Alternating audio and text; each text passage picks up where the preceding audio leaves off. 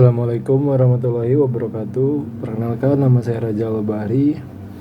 Jadi saya di sini akan menjelaskan tentang cara pengumpulan dan pengolahan data. Cara mengumpulkan data. Data diperoleh melalui pengamatan dan juga pengukuran macam-macam penelitian, yaitu dari survei, menurut jenis populasi, populasi bersifat alami, eksperimen, dan yang terakhir populasi bersifat buatan. Macam-macam penelitian. Sensus, menurun ukuran atau ruang lingkup, identifikasi seluruh elemen data yang ada pada populasi. Sampel, identifikasi terhadap sebagian data. Pengumpulan data. Cara pengumpulan data dibagi menjadi 5, yaitu yang pertama wawancara atau interview, kuesioner atau angket, observasi atau pengamatan, tes dan skala objektif, dan yang terakhir metode proyektif. Populasi dan sampel. Populasi, keseluruhan objek yang ada dalam ruang lingkup yang diteliti N. Sampel, bagian dari populasi N. Dengan sama diharapkan karakteristik dari populasi dapat diketahui. N dan N. Pengambilan data. Alasan pengambilan sampel biayanya mahal kalau harus seluruh populasi. Tidak mungkin mengamati semua populasi karena keterbatasan waktu. Menguji semua populasi cenderung memperbesar kesalahan. Pengujian atau eksperimen kedengkalan bersifat destruktif atau merusak. Adanya dampak psikologis. Teknik sampling. Teknik pertama, teknik sampling. Turun ke probability sampling dan probability sampling dibagi menjadi 4, yaitu 1. Simple random sampling, 2. Proportionate star-fit random sampling, 3. Disproportionate star-fit random sampling, yang terakhir area culture sampling. Non-probability sampling juga dibagi menjadi 6. Yang pertama sampling sistematis, kedua sampling kuota, yang ketiga sampling accidental, yang keempat profit sampling, yang kelima sampling jenuh, yang keenam snowball sampling. Non-probability sampling. 1. Tidak memberi kesempatan yang sama bagi anggota populasi untuk dipilih menjadi sampel. 2. Besar sampel tanpa rumus. 3. Gambaran populasi kasar. 4. Tidak dimaksud untuk generalisasi. 5. Sampel tidak berstatif. 6. Tanpa menggunakan konsep peluang. 7. Analisis deskriptif tanpa uji statistika. Probability sampling dibagi menjadi 8. Yang pertama memberi peluang yang sama bagi setiap anggota populasi untuk dipilih menjadi sampel. Yang kedua, besar sampel dengan rumus. Yang ketiga, gambaran populasi akurat.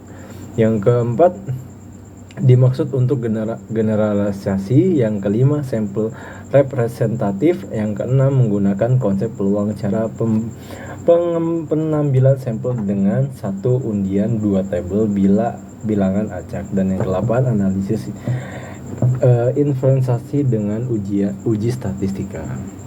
Probability sampling yang dibagi menjadi 4. Yang pertama yaitu sampling acak sederhana atau simple random sampling.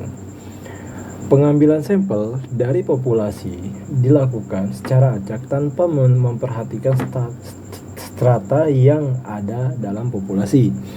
Yang kedua, sampel acak bertingkat.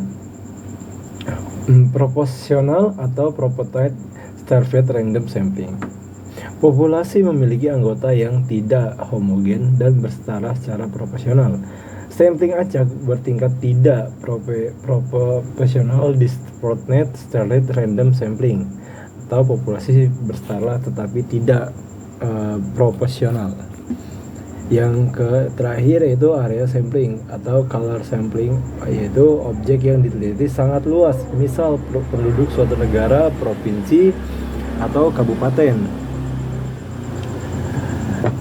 Selanjutnya, ukuran sampel. Ukuran sampel tergantung pada karakteristik populasi, besarnya populasi, homogenitas atau variasi data populasi. Non-probability sampling sistematik Penentuan sampling berdasarkan urutan dari anggota populasi yang telah diberi nomor urut.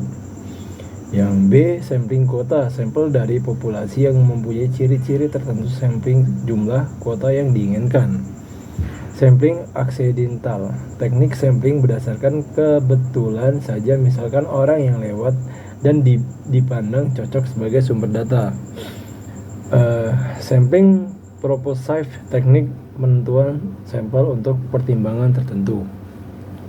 Sampling jenuh, semua anggota populasi digunakan untuk sebagai sampel, biasanya kurang dari 30 anggota.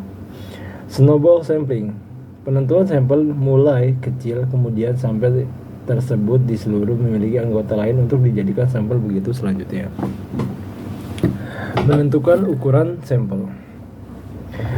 Yang pertama, gunakan tabel Craig-Jade atau nomogram Harley-King. Lihat Sugianto statistik untuk penelitian. Jumlah sampel sama dengan 10% populasi. Jumlah sampel lebih dari 30 dengan menggunakan rumus yang memperhitungkan tingkat kepercayaan dan tingkat kesalahan. Penyajian data. Tujuan penyajian data itu 1. Mudah dipahami atau sederhana. 2. Tepat atau efektif. Dan yang terakhir, bentuk penyajian data yaitu tabel dan grafik. Sekian presentasi dari saya. Assalamualaikum warahmatullahi wabarakatuh.